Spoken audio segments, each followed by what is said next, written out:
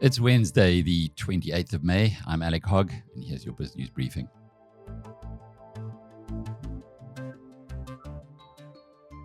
I was inundated with emails yesterday from members of the tribe to say, oh, here's a really good piece of body language on the Oval Office Smackdown, and I've picked up a little piece of that for our tailpiece today. It's from the guy who's known as the body language guy on social media. He's got 775,000 subscribers to his YouTube channel. His name is Jesus Enrique Rosas, and that'll be coming up in the tailpiece today.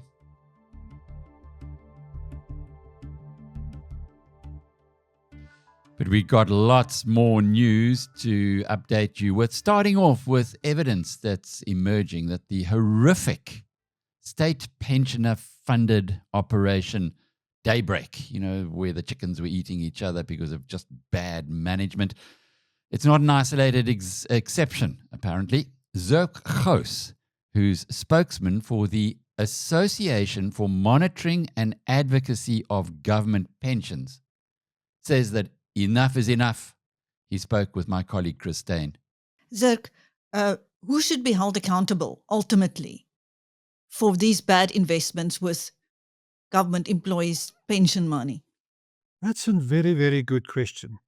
If you look at the core problem is that both the Government Employee Pension Fund and the Public Investment Corporation are under total political control. I'm not going to go into all the legalities, simply let us summarize it. The Minister of Finance say, where do you put your money? It must approve all the investments made by the Government Employee Pension Fund. The moment you go and you use pension fund money and you use it for political considerations, then it is problematic. If you want to go political consideration down that route, you must use simply tax money. You cannot use the funds of a pension fund. It is simply in principle problematic. So if we look at the vulnerable employees of Daybreak, of all the contractors which stands at risk of going insolvent in itself, who should be accountable? Accountable should be Minister of Finance, the Board of Trustees of the JPF, and the Board of Directors of the Public Investment Corporation. With their approval, they invest in high-risk investments like Daybreak. It thus means they are not acting in the best interest of the fund, but they are acting in the best interest of the ruling political party. They are pursuing high-risk political investments. They are thus not adhering to their fiduciary duties. And their fiduciary duties is very clear. Act in the best interest of the fund. They are not doing it. So the people which should be called to account for the pain and the suffering of the Daybreak employees, Minister of Finance, Board of Trustees of the GPF, the Board of Trustees of the Public Investment Corporation. Zirk, how much in total have they squandered on these political-driven projects since the start? In 2016, they made a report to the Parliament Standing Committee on Finance, known as SCOF. At that point of time, they have already, as from 2009, invested 44 billion rand of pension funds, and they had, as I indicated, a 44 failure rate of that. If you analyze, as from 2015 until today, the total money written off as impairments. That is about an 52 billion rand. At our calculation, this is that 31 billion rand was Isibaya investments and which was lost. Now, if you invest any money in any private investment company, a 1% failure rate can be acceptable. That is the industry norm. What they are writing off here are 3%. And if you confront them with that, they say, why are you concerned? It is only 2%, it is only 3%. That 3% is 33 billion rand, 33,000 million rand. That, in my mind, is big money. Yeah. You know, when you start turning over these rocks and you see how incompetent cadres have been plundering this nation of ours, you've just got to shake your head. Here's something that Zirk Gous and others in these are pensioners. They depend on the state pension fund. And they are analyzing, as they must, as they should, the investments of the state pension fund. And he points out that billions and billions of rands is being wasted in bad investments, usually politically motivated. What does that say in South Africa speak? Well, if you got a pal in the government, they'll twist some arms and you will get money. It's not acceptable, guys. We've just done this too much now. It's now into the future. South Africa needs to clean up its act. We know that from all issues. And my goodness, you can't steal. And that's what's happening from the pensioners. Ernst van Zyl of Afriforum has become something of a celebrity in the United States. This after he put together a documentary on the struggles of Afrikaners that, went into the United States initially through YouTube, through this channel. It was well watched, but then suddenly it went nuclear. He tells us the story. The central question comes from the fact that ever since February, when Donald Trump took aim at South Africa, there's been a lot of debates online, and in the mainstream media, a lot of panel discussions, a lot of interviews, a lot of discourse. But at the end of the day, I just realized that everyone is scared about touching this question, this almost nuclear or this radioactive question. Is Trump actually right about South Africa? Everyone's talking around this issue. And so we made a documentary where we talked to experts to try and answer that question, but not to get to a point at the end of the documentary where we tell our audience, well, now you know what you think of the situation, but rather we're going to present you with all the facts and you can decide for yourself at the end. And we looked specifically at race laws in South Africa, and we looked at the Expropriation Act, and we looked at farm murders in Gilderboer. And we made that documentary, we published it. It did very well on YouTube. It got 150,000 views on YouTube, which was fantastic. I mean, if it was just that, if that was the end of the story, I would have hailed it as a major success. And then a few weeks later, I thought, well, a lot of people on X are asking me to share this documentary on X as well. And I thought, well, on YouTube, it seems to have reached a saturation point. The YouTube audience have all seemed to have seen it. Or at least its views aren't growing as fast anymore. Let's put it on another platform. Let's see how it does. And we put it on X, and it did very well up until the point where my phone just exploded with notifications. I mean, I was just getting lunch, and my phone looked like it was glitching. It looked like it was going to explode, just seeing at the amount of notifications and messages I was receiving. And then I went to my X account and I saw, Elon Musk just shared the documentary on his platform to his millions and millions of followers. And today, to get back to your initial question, today that documentary stands at almost 45 million views. That's almost the population of South Africa. And that's, the 200,000, about 200,000 views that I was extremely happy with on the YouTube version of the documentary, just it just is completely blown out of the water. I don't even know how to react to 45 million views, but that's where it stands at the moment. Major victory for the truth about South Africa. And as I said, with this documentary, we actually went, I'm so glad it's this documentary that went viral, because we went meticulously out of our way to ensure that every claim made in that documentary is backed up either by a footnote at the bottom of the screen that says, here's that information source, or the speaker or interviewee actually references where that information is from. So every single claim in the documentary is backed up by a source on where you can find that information. Because as I always say, don't just believe what I say or what Afriforum says, research what we say and what I say. Go look it up. If I say something that doesn't sound right to you, go check. Maybe I'm wrong, and I'm open to being pointed out. That people point out that I'm wrong, but you can't just shout misinformation. You actually have to give counter evidence. And up until this point, there's been no refutation of the claims in that documentary, just a lot of shouting from some media figures about misinformation, disinformation, whatever the new buzzword is. You know the drill. Ernst van Zyl, I can relate to that. That's what we're about at BizNews. Okay, we're never going to get it 100% right 100% of the time. But our philosophy is when we are wrong, we promptly admit it.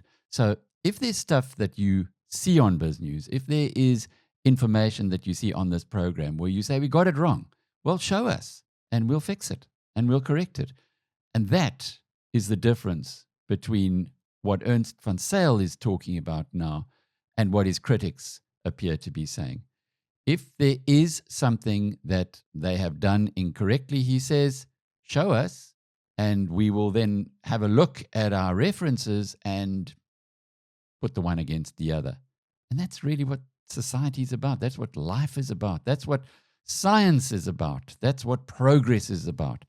If something is wrong, question it, point it out, and let's move on. Don't just accept as fact somebody or something that you've been told to believe, because we were all made with these incredible brains that have the ability to become divine.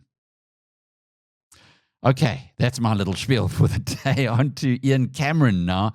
He's a guy who Chris Dane spoke with yesterday, best known for when he was in Action Society, a activist. The Democratic Alliance pulled him into the parliamentary operations. He very rapidly rose through the ranks there and is now the chairman of the committee, the Parliamentary Committee on Police. And so Chris spoke to him about farm murders to try and get some rational perspective on it. And the feedback that we got from Ian was that it's not quite as simple as some people might have it. Here's Ian Cameron. Sure. So first of all, I must start by saying that I think farm attacks and farm murders are oversimplified very often. It very often happens, and I read opinions where people say it's purely one thing, let's say political, or they say it's purely another, let's say robbery or robbery aggravating. And you know, it's just simply not that simple. Farm attacks should be considered a very complex crime category. And there are many reasons for that. And I'm going to share that with you. Now, as context, I worked with farm attacks for close to a decade. I think all in all, somehow had contact either on the scene with the victims, suspects, etc., with close to 300 specific incidents, my team and I at that stage. So I've seen a very broad range of farm attacks, the cruelty, how those scenes compare to urban scenes, and I'm going to share that with you as well. I think to start with, it's important to understand that South Africa has different kinds of demographic structures or you know, demographic layouts across the country, which is logical from in terms of cultural differences. But there's an important part that one must consider to start with, and that is the role that certain illegal foreigners might sometimes play. You know, if you look at attacks on the eastern side of the Free State, you would often see that they are people that come from Lesotho. If you look at parts of northern KZN, for example, they may be from Swaziland or Eswatini. You might I always use the example of Hartbeespoort or Brits. You'll very often see Mozambicans and Zimbabweans. In parts of Mpumalanga, you might only see Mozambicans. And then sometimes you've got groups that are a blend of a whole different bunch of people, whether they are from Namibia and the Western Cape. Very, very often we see that suspects are from Namibia originally. And then you've got incidents, for use KZN and Gauteng as an example, in rural areas where the entire group is South African. So it's simply not as simple as saying that it's one group versus another, because it's more complex than that. The last two parts, Chris, about what makes a farm attack unique, apart from the disproportionate violence, is one, it's the only violent crime in South Africa that is politically encouraged, where certain people, and you know who I'm talking about, can continue to sing songs that encourage killing. They can sugarcoat it all they like. It is hate speech and it is incitement of violence. And whoever doesn't see that, including some of our courts, I'm extremely concerned about the compass used to determine that it is just purely freedom of speech. It cannot be that in a democratic country where we're aiming for a democratic, sustainable future, that is allowed. So that's the first part. The last one then is the fact that it's often encouraged or cheered on social media. Very often you would read on social media about a farm attack or a farm murder, and it would be something horrific. And then you read the comments and you see how people laugh about it, how people say, well done. And they encourage these horrific things. What saddens me sometimes is that often before, I never ever, and I have never mentioned race when telling or sharing information about a farm attack.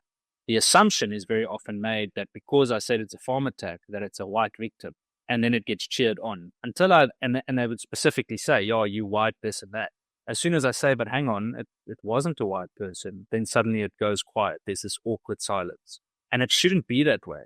It is absolutely tragic that anyone should be faced with this type of violence. It shouldn't be that way, Ian Cameron. It shouldn't be that way, South Africa. When you travel abroad, race is just not an issue in 99% of the world. Go to England, go and have a look there, and you'll see that it's what comes out of your mouth that defines you. You're either English because you've got an English accent, or you're not because you've got a South African accent.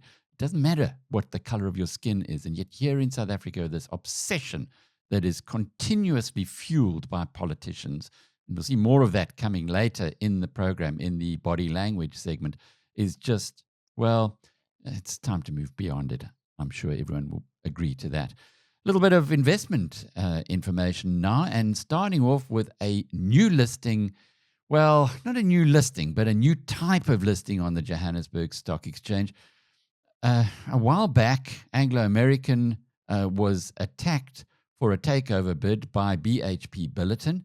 The Anglo American executives and board of directors felt that BHP Billiton was offering too little, so they got shareholders to support their alternative view, which was unbundling some of the assets in the company and sprucing up the organization, restructuring to a large degree to unlock shareholder value. Well, the shareholders believed them. They saw off BHP Billiton, and the first concrete result of that is today on the Johannesburg Stock Exchange, where Anglo American has unbundled its stocks, its holding rather, in Anglo Platinum.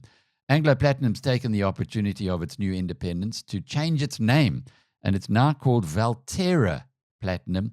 And the chief executive, Craig Miller, spoke to our partners at Bloomberg on what is the first day of the rest of the life of this new look company. You said in the statement the company, this new company will assist in building the company's capital markets profile. Talk to us about what this strategy means or what the strategy looks like moving forward. Yeah, thanks very much and good morning. The strategy is really predicated on three fundamental things.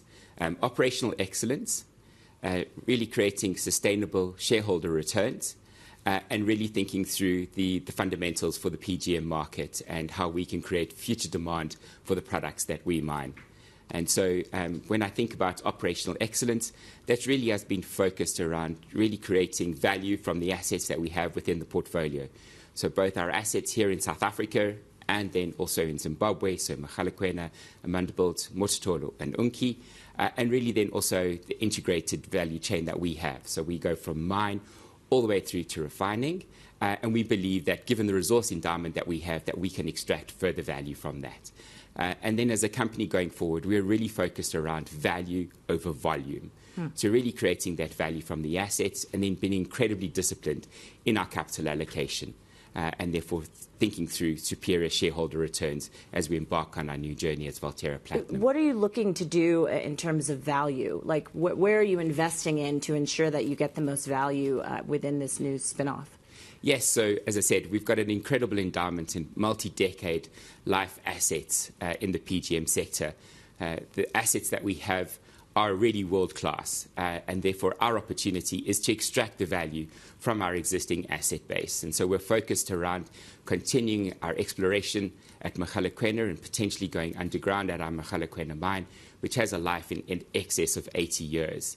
We're also focused around extending the life of the mine at our Mototolo operation on the eastern limb in South Africa, and then also how we extract further value from debottlenecking and optimizing our processing assets. And we're looking to repurpose one of our smelters in order to continue to treat material that we have. And that's where our key focus is, in addition to not only coming back to that operational excellence and ensuring that all our assets operate sustainably in the lower half of the cost curve, and then continuing to generate positive cash margins even at the low point in the price cycle. At Sun Exchange, we make going solar simple, profitable, and completely risk-free. Join over 100 satisfied South African customers already enjoying the benefits of risk-free solar. Start saving today. Visit sunexchange.com and join the solar revolution. Now, there's a point of view that you might be following here, which is when you bet on human initiative, on human capital, it's a good time to be investing in companies that are newly independent. Anglo American was the controlling shareholder of Anglo Platinum forever. It is no longer. It's pared down its stake to well, as you saw from the slide earlier on, to under 20%.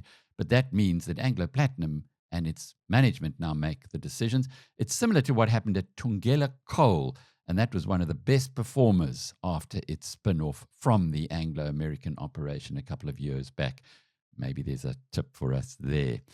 Emerging market currencies are likely to see further improvement into the future, and that includes the South African rand. Our partners at the Financial Times of London explain why in an excerpt this morning on the BizNews Briefing program. Asian currencies seem to be a winner in the global trade war. The Korean won, Japanese yen, and Taiwan dollar have all rallied in the past few weeks. Investors are betting that currency deals will be part of trade negotiations for the U.S. Here to explain is the FT's William Sandlett. Hey, William. Hi, Mark. William, tell me a little bit about what investors are betting on that's causing these currencies to jump in value. So it seems to be that there are expectations that as these trade negotiations unfold with the U.S., one of the conditions will be less intervention from central banks into forex markets. We saw a pattern where whenever, let's say, Korea or Japan mentioned that they had been discussing exchange rates with the U.S., their currencies would rally. This is part of a kind of structural feature of the U.S. and Asian exporters. A lot of these countries have huge FX reserves that they export a huge amount to the U.S., and a lot of those assets now are moving back to their home countries, either in the form of currency hedging or exporters repatriating assets. So there's this wave of US dollars being converted back into home countries' currencies. And then there seems to be a sense that central banks in the region are committed to allowing this appreciation to happen as part of trade negotiations. And why do investors think that'll happen, William? What have we actually seen so far? Well, what we've seen is these currencies appreciating in response to announcements that Korean officials or Japanese officials have been discussing exchange rates with their U.S. counterparts. strategists, analysts, and investors are seeing this as a sign that the market is sort of pricing in this possibility of these negotiations. And on top of that, of course, there are this structural economic reality that a lot of these countries do have enormous US dollar reserves. And it seems as though there's a pattern of repatriation and a rotation out of US assets. In general, when the US dollar weakens, it's very good for emerging markets, for their equities in particular. So it will make imports into these countries more affordable. It'll help the consumption in these domestic economies. So there are knock-on effects for the region that are, significant for investors and that they're watching if this trend continues. That's the FT's William Sandland. Thanks, William. Thank you. Jesus Enrique Rosas is known as the body language guy, and clearly many people who are members of the BizNews community follow this gent. He had a look at the Oval Office smackdown and the body language that came out of it.